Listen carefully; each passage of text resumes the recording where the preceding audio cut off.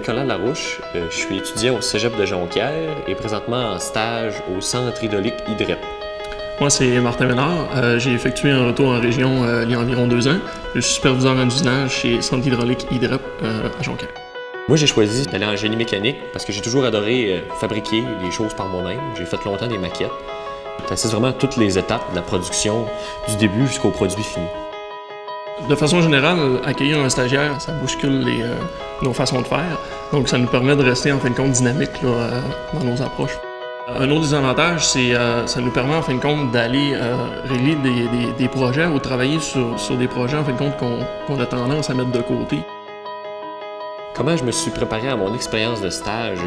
J'ai vraiment essayé de me replonger dans tout ce que j'ai fait dans ma technique parce que t'arrives là et tu sais pas ce que tu vas faire. Fait que j'ai essayé de revoir un petit peu tout ce que j'ai fait et d'être prêt quand j'arrive à peu près n'importe quoi.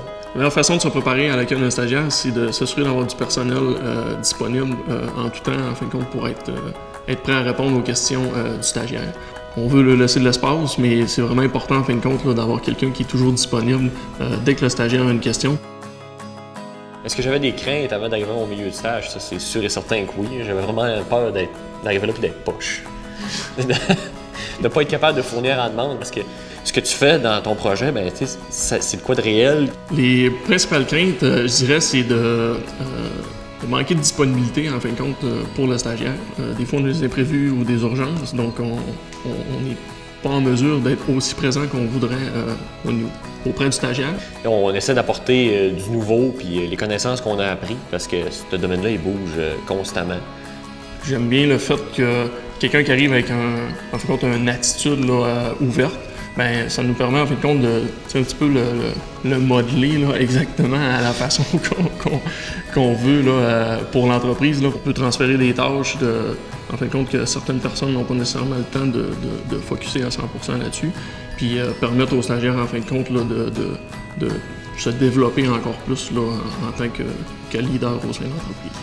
Selon moi, les conditions gagnantes pour la réussite d'un stage, c'est vraiment d'y aller à fond.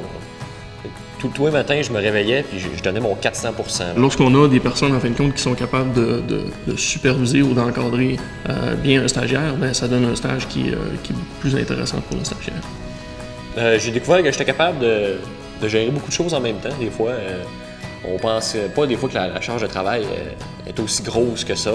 Généralement, ça amène que du positif au sein de l'entreprise, puis ça nous permet d'être encore plus compétitifs dans notre domaine. Ce que je dirais à un étudiant qui se prépare à aller à son stage et qui est insécure, c'est inquiète-toi pas que ça. Si tu as réussi à passer au travers des 3 ans de cégep, tu vas passer au travers de ton stage sans problème.